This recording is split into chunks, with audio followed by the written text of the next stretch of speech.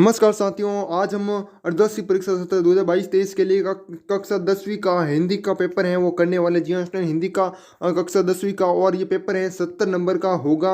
और जो टाइम है वो 3 घंटे 15 मिनट का टाइम है वो दिया जाएगा। ठीक है, तो आइए अब आज की इस वीडियो को शुरू करते हैं। सबसे पहले हम खंड अ की तरफ हैं वो चलते हैं, और इसमें क्या होगा, आपको गद्यांश है दिया होगा और उसको पढ़कर है वो उत्तर देने हैं, और ये 4 नंबर का क्वेश्चन है वो आपको देखने को मिलेगा। ठीक है, तो पहला प्रश्न क्या कह रहा है, निम्नलिखित अपठित गद्यांश को ध्यानपूर्वक पढ़कर नीचे दिए गए प्रश्नों के उत्तर हैं वो देने। और ये 4 नंबर का प्रश्न है, आपको देखने को मिलेगा आपके एग्जाम में। सामाजिक समानता का अभिप्राय है कि सामाजिक क्षेत्र में जाति, धर्म, व्यवसाय, रंग आदि के आधार पर किसी प्रकार का भेदभाव न किया जाए। ठीक है, और सबको समान समझा जाए और सबको समान सुविधा दी जाए। हमारे देश में सामाजिक समानता का अभाव है। जाति प्रथा के कारण करोड़ों व्यक्ति समाज में अछूतों के रूप में आहत हैं। ठीक है, और उसके बाद क्या है, उन्हें समाज में बहिष्कृत है वो क्या है, समझा है वो जाता है। उसके बाद सामाजिक अधिकारों का वंचित कर दिया गया है। हमारे समाज में लड़कियों के साथ भी भेदभाव है वो बढ़ता जाता है। माता पिता भी उन्हें सुविधा नहीं देते जो वे लड़कों को देते हैं। ठीक है, इस प्रकार की असमानता सी बहुत सी लड़कियों की शारीरिक और मानसिक विकास सुचारू रूप से नहीं हो पाता। इससे समाज की उन्नति है में बाधा है उत्पन्न होती। इस प्रकार की असमानता का दूर होना क्या है, आवश्यक है। नागरिक समता का अर्थ है कि राज्य में नागरिकों का समान अधिकार प्राप्त हो। कानून और न्यायालयों में गरीब अमीर और उच्च नीच का कोई भेदभाव न कीजिए।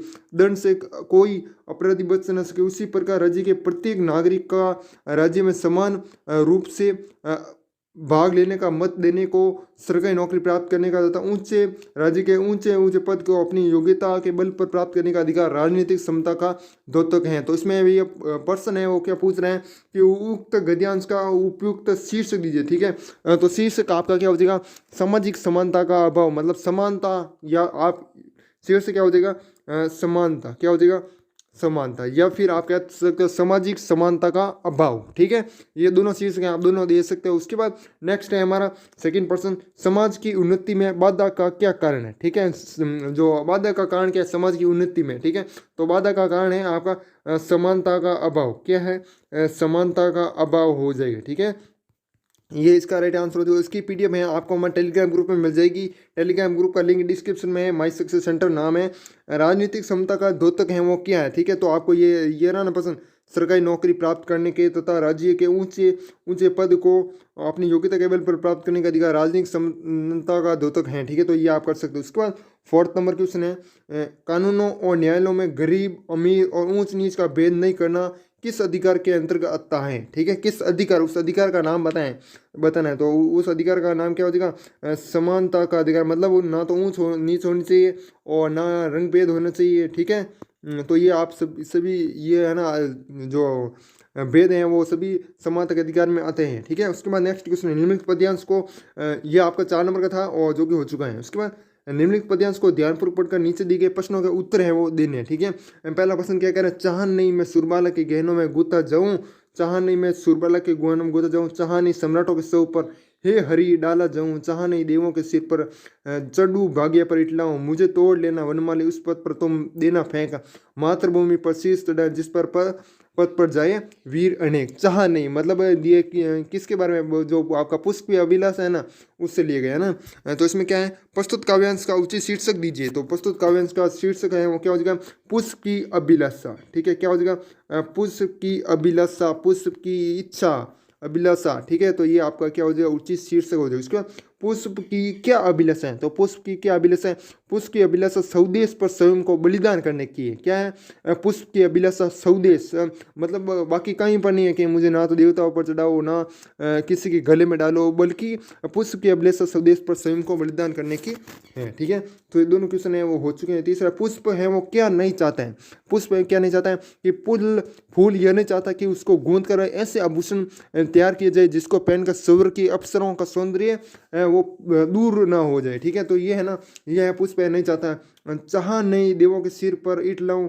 ये पंक्ति है ना आपकी, चाह नहीं चाह नहीं। तो इसमें चाह का क्या अर्थ है, चाह का मतलब है इच्छा। क्या है, चाह का मतलब है हो जाएगा आपका इच्छा। ठीक है, तो ये कर लो। उसके बाद नेक्स्ट है हमारा खंड ब। क्या है, खंड ब, इसमें क्या कह रहे हैं, स्वयं को यशवीर राजकीय उच्च माध्यमिक, यहाँ आपको आपका नाम नहीं लिखना, किसका नाम लिखना, यशवीर का नाम लिखना, जी हाँ स्टूडेंट, यशवीर। और राजकीय उच्च माध्यमिक विद्यालय जेतारण, जेतारण मानना है, ठीक है, जेतारण, ठीक है, का छात्र मानते हुए प्रधानाचार्य को विषय अध्यापक की कमी के कारण बाधित अध्ययन विषयता को अध्यापकों की वैकल्पिक व्यवस्था करवाकर सुचारू रूप से संचालित करने हेतु एक प्रार्थना पत्र है वो लिखना है, ठीक है। तो ये आप आराम से लिख सकते हो, प्रार्थना पत्र में कोई भी कमी है वो नहीं होगी, आराम से लिख सकते हो, हिंदी में लिखना है ना वैसे तो। और यहाँ पे अथवा में आप नीचे वाला भी कर सकते हो, ठीक है। स्वयं को मान्यता निवासी क्या है खाकबाल मानकर अपनी सहेली प्रियंका को एक पत्र है वो लिखना है, किसके बारे में, जिसमें हाल ही संपन्न में हुई ग्रामीण ओलंपिक कबड्डी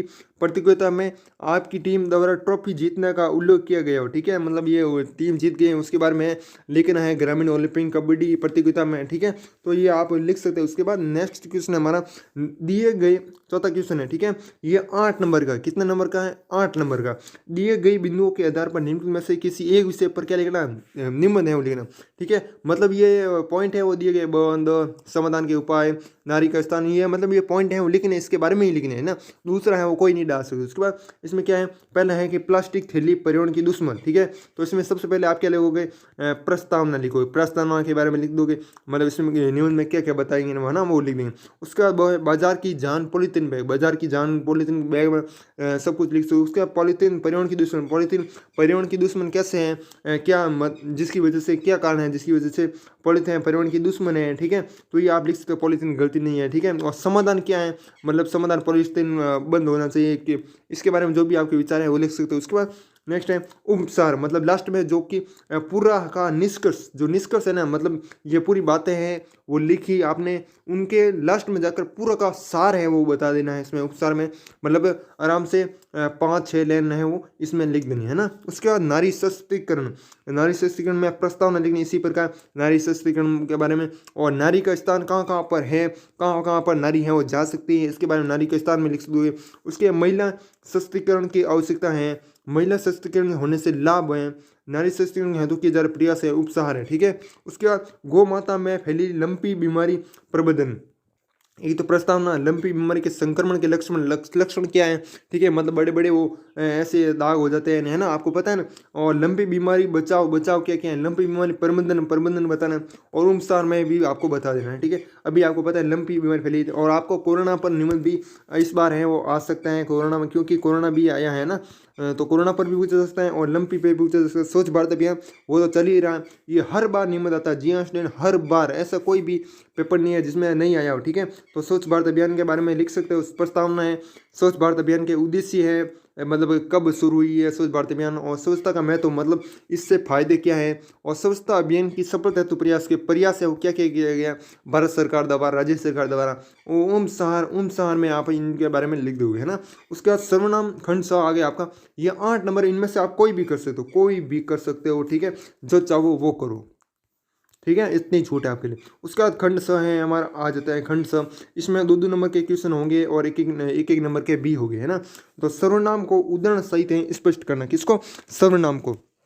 तो सिंपल सी परिभाषा उदाहरण सहित बताना है, संज्ञा के स्थान पर प्रयुक्त होने वाले शब्द क्या कहते हैं, सर्वनाम है वो कहलाते हैं। और इसमें उदाहरण क्या लिखोगे, ये किसी भी संज्ञा के स्थान पर प्रयुक्त है, जैसे, इसलिए हर भाषा में इनकी क्या होगी, संख्या है वो थोड़ी थोड़ी होती है। जैसे आपको पता है ये सर्वनाम में जैसे उदाहरण है, मैं है, हम है, तू है, ठीक है, ये मतलब आप है, ये आपके क्या हो गए, उदाहरण है वो हो गए, ठीक है। तो इस प्रकार से आप लिख सकते हो। उसके बाद उपसर्ग को उदाहरण सहित स्पष्ट कीजिए, तो उपसर्ग को उदाहरण सहित स्पष्ट कीजिए, तो इसमें क्या लिखोगे, ऐसे शब्दांश जो कि शब्द के पूर्व जुड़कर क्या जुड़ते हैं, मतलब पहले जुड़ते हैं, पूर्व में जुड़ते हैं, कोई शब्द है उसके पहले जुड़ते हैं, जैसे प्र प्लस हार, जैसे उदाहरण आपको मैंने बता दिया, प्र प्लस हार, ये पहले जुड़ता ना, तो ये वो उपसर्ग है। ऐसे शब्दांश जो किसी शब्द के पूर्व में जुड़कर उसके अर्थ में परिवर्तन कर देते हैं, उस अर्थ में विशेषता ला देते हैं, वो ये कहलाते हैं उपसर्ग है वो कहलाते हैं, ठीक है। और प्रति है जो कि बाद में जुड़ती है, जैसे इक है, ठीक है, वो आगे भी उदाहरण है। उसके बाद ये उपसर्ग को उदाहरण से स्पष्ट कर दिया मैंने, प्र प्लस हार, और जो कि आगे जुड़कर परिवर्तन कर देते हैं ना, है ना, उसके अर्थ में विशेषता ला देते हैं, ये हो गया उपसर्ग। उसका कर्मधारय समास की परिभाषा व उदाहरण भी लिखिए, ठीक है, कर्मधारय समास को लिखना है और फिर उसका उदाहरण भी लिखना है, ठीक है। मतलब परिभाषा लिखनी पहले, ठीक है। तो जिसका पहला पद क्या हो, विशेषण हो, जिसका पहला पद क्या हो, विशेषण हो, और दूसरा पद विशेष्य क्या हो, दूसरा पद क्या हो, विशेष्य, ठीक है। तो वो क्या कहलाते हैं, अथवा एक पद उपमान हो, अथवा या फिर आप ये भी लिख सकते हो, अथवा एक पद उपमान हो तथा दूसरा क्या हो, उपमेय हो, वो कर्मधारय समास कहलाता है, ठीक है। जिसका पहला पद विशेषण हो और दूसरा पद विशेषी, अथवा जिसका पहला पद उपमा जो कि क्या हो, उपमान हो, तो दूसरा पद क्या हो, उपमेय हो, ठीक है। तो वो क्या कहलाते हैं, कर्मधारय समास कहलाते हैं, ठीक है। तो आप ये लिख सकते हो, जी ट्रिक है बहुत ही। और जैसे उदाहरण लिखे तो नीला कमल, ठीक है, क्या होगा, नीला कमल। इसमें क्या लिखोगे, आगे लिखोगे नीला है जो कमल, ठीक है। तो ये आपका क्या हो गया, उदाहरण है वो हो गए, ठीक है। तो इस प्रकार से आप देख सकते हो कर्मधारय की समास की परिभाषा और इसका उदाहरण, ठीक है। और एक और उदाहरण बता देते हैं आपको, पुरुषोत्तम क्या है, पुरुषोत्तम, ठीक है। तो इसमें क्या लिख दोगे, पुरुषों में है जो उत्तम, क्या है, पुरुषों में है जो उत्तम, ठीक है। तो ये भी आपका कर्मधारय समास का उदाहरण है वो हो गए, ठीक है। और परिभाषा भी मैंने आपको बता दी। संधि विच्छेद कीजिए, संधि विच्छेद अगला प्रश्न है, संधि विच्छेद कीजिए, महा उत्सव। तो महा उत्सव का क्या होगा, महा प्लस उत्सव, ठीक है। और उसके बाद है इत्यादि, क्या है, इत्यादि, इत्यादि का क्या होगा, इति फिर प्लस आदि, ठीक है, इति प्लस आदि है वो हो गया संधि विच्छेद। उसके बाद नेक्स्ट है हमारा क्या है, इक प्रत्यय लगाकर कोई दो शब्द लिखिए, इक इक प्रत्यय लगाना, ठीक है। जैसे नीति, जैसे नीति प्लस इक, हाँ हाँ सॉरी, हाँ नीति प्लस इक, नीति प्लस इक क्या होगा, नैतिक हो गया। ये एक प्रत्यय का एक शब्द तो हो गया नैतिक। और इसी तरह दैनिक भी लिख सकते हैं, आप क्या लिख सकते हो, दैनिक, दिन प्लस इक, दिन प्लस इक हो गया क्या आपका, दैनिक हो गए, ठीक है। तो इस प्रकार से आप इसमें लिख सकते हो, दो उदाहरण है आपके हो गए। उसके बाद नेक्स्ट हमारा छठा क्वेश्चन है, एक पंथ दो काज, लोकोक्ति का अर्थ बताते हुए वाक्य प्रयोग कीजिए। तो सबसे पहले इसका अर्थ क्या है, एक कार्य करते समय दूसरा कार्य का भी हो जाना, मतलब कोई एक कार्य कर रहा है साथ साथ में वो भी कार्य हो रहा है, ठीक है। तो उदाहरण साथ आपको समझते हैं कि उदाहरण है कि मैं शिमला में ट्रेनिंग के लिए आऊँगा और इसके साथ मम्मी मामा मामी से मिल आऊँगा, ठीक है। मतलब वो वैसे भी जाएगा वहाँ पर और साथ में क्या कर लेगा, मामा मम्मी से भी मिल आऊँगा, ठीक है। तो ये आपका क्या होगा, उदाहरण है हो गया। उसका आग बबूल होना मोहरे का अर्थ लिखिए। तो आग बबूल होना, इसका मोहरे का अर्थ क्या होता है, बहुत क्रोधित होना, क्या हो जाएगा, बहुत क्रोधित होना, ठीक है। तो ये आपका सिंपल सा आंसर है वो हो गया, है ना। उसके बाद नेक्स्ट क्वेश्चन है हमारे 7 क्वेश्चन है वो हो चुके हैं। निम्नलिखित गद्यांश की सब प्रसंग है वो व्याख्या करनी है, ठीक है। अथवा आप नीचे वाले की भी कर सकते हो या फिर ऊपर वाले की भी कर सकते हो, है ना। तो ये बहुत सिंपल है, आप आराम से वो कर सकते हो। गद्यांश में क्या है, मान लीजिए पुराने जमाने में बात की, एक स्त्री भी पढ़ी लिखी नहीं थी, हम खुद से भी लिख सकते हैं ना, खुद भी नहीं आता वरना फिर भी लिख सकते हो, ठीक है। इसके ऊपर मैं अलग से वीडियो बना दूंगा, कैसे ट्रिक है इसकी, मैं आराम से कर सकते हो।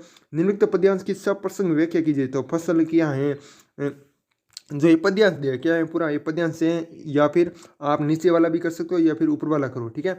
तो फसल क्या है, और तो कुछ नहीं है, वो हाथों के स्पर्श की महिमा है, भूरी काली सनड़ी मिट्टी का गुणधर्म है, रूपांतर है, सूरज की किरणों का सिमटा हुआ संकोच है, हवा की थिरकन का, ठीक है।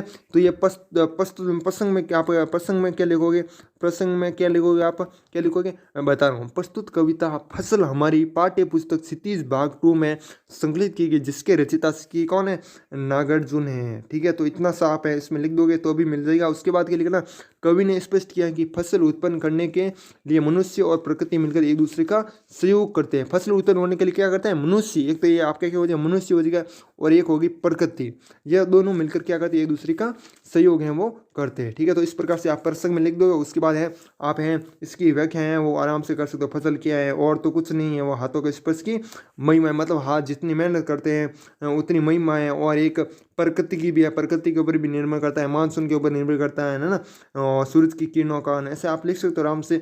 उसके बाद नेक्स्ट क्वेश्चन है, अति लुकात्मक प्रश्न है, उत्तर सीमा 20 से 40 शब्द, कितने हैं, 20 से 40 शब्द में लिखना है। तो इसमें क्या है, गोपियों के अनुसार राजा का धर्म है वो क्या होना चाहिए, गोपियों के अनुसार। तो गोपियों के अनुसार राजा का धर्म उसकी प्रजा की हर तरह से क्या होना, रक्षा करना होता है, ठीक है। तो गोपियों के अनुसार हर तरह से रक्षा करना होता है, नीति से राजधर्म का पालन करना होता है। एक राजा तभी अच्छा कहलाता है जब वह अनीति का साथ न देकर नीति का साथ दे, ठीक है। तो ये आप इस प्रकार से आप इसमें लिख सकते हो।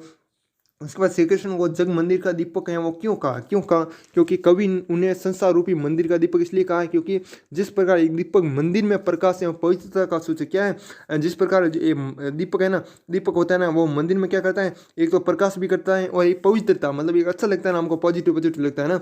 उसी प्रकार श्री कृष्ण भी संसार में रूपी मंदिर में ईश्वरीय आग का प्रकाश एवं पवित्रता का संचार करते हैं, उनसे यह संसार प्रकाशित है वो होता है। ठीक है, तो इसी प्रकार है, इस कारण वो श्री कृष्ण को जग मंदिर का दीपक है वो कहा है। ठीक है, मनु भंडारी के पिताजी की सबसे बड़ी दुर्बलता है वो क्या थी, तो क्या थी, यश लिप्सा। क्या थी, यश लिप्सा। तो ये आपका हो गया आंसर। ठीक है, उसके बाद नेक्स्ट क्वेश्चन ग है, मानवीय करुणा की दिव्य चमक किससे और क्यों कहा गया। तो मानवीय करुणा की दिव्य चमक किससे कहा, लेखक ने फादरे बुल्के को, किसको कहा, फादरे बुल्के को। ठीक है, और क्या कहा, मानवीय करुणा की दिव्य चमक कहाँ है, क्योंकि फादर नेक दिल वाले व्यक्ति थे जिनकी रगों में दूसरों के लिए प्यार, अपने तो और जो कहती है अपनापन भरी थी, वह लोभ क्रोध कटुवचन से कोस दूर था। ठीक है, तो इस प्रकार से आप इसमें लिख सकते हो। उसके बाद जो कि नेक्स्ट क्वेश्चन है, लघु उत्तरात्मक प्रश्न। ठीक है, तो गोर सिपाहियों ने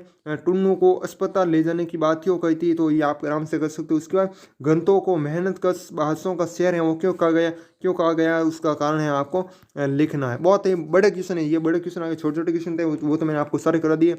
अब ये बड़े क्वेश्चन इतना बड़ा करूँगा तो वीडियो बहुत बड़ा हो जाएगा, है ना। इसी बात पर एक लाइक, मैंने इतना पेपर है वो बता दिया, लाइक और क्या कर दो, कमेंट कर दो, आगे कौन सा पेपर चाहिए कमेंट कर दो उसका, और चैनल को सब्सक्राइब नहीं किया ना सब्सक्राइब कर दो यार। हम आपके लिए इतनी मेहनत करें, पेपर बना रहे हैं ना, पेपर तो अब बना हुआ है वैसे भी, मतलब आगे से भेजे हुआ है, अलग अलग जिलों का पेपर आता है, और आप भी अपना पेपर है वो भेज सकते हो हमें टेलीग्राम ग्रुप के माध्यम से। उसके बाद संगतकार के माध्यम से कवि किस प्रकार के व्यक्ति की ओर संकेत करना चाह रहा है, कन्यादान कविता में बेटी की अंतिम पूंजी क्यों कहा गया है उसका कारण बताना है।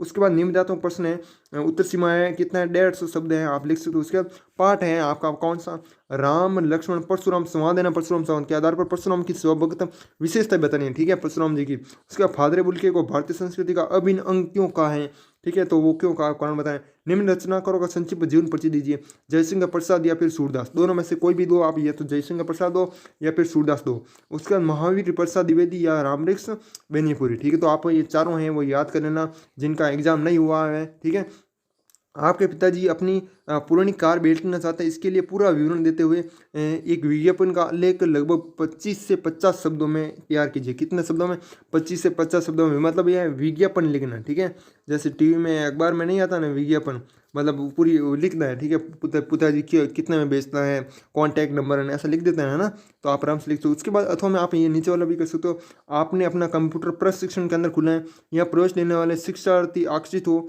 इसके लिए 25 से 50 शब्दों में एक क्या लिखना, विज्ञापन है वो तैयार करना है। ठीक है, तो ये पेपर आप आराम से कर सकते हो। बाकी मैंने आधा से ज़्यादा पेपर है वो सॉल्यूशन है वो करवा दिया है, और यदि आपका आज पेपर हुआ है तो आप हमें टेलीग्राम ग्रुप में भेज दीजिएगा। ठीक है, और जो हमारा आईडी है क्या है, my success centre, Telegram group का नाम क्या है, माई सक्सेस सेंटर, जो हमारे यूट्यूब चैनल का नाम है ना, वो टेलीग्राम ग्रुप का नाम है, जाकर सर्च कर सकते हो। बाकी मैंने लिंक है डिस्क्रिप्शन में दे दिया है, किसका, Telegram group, link in description.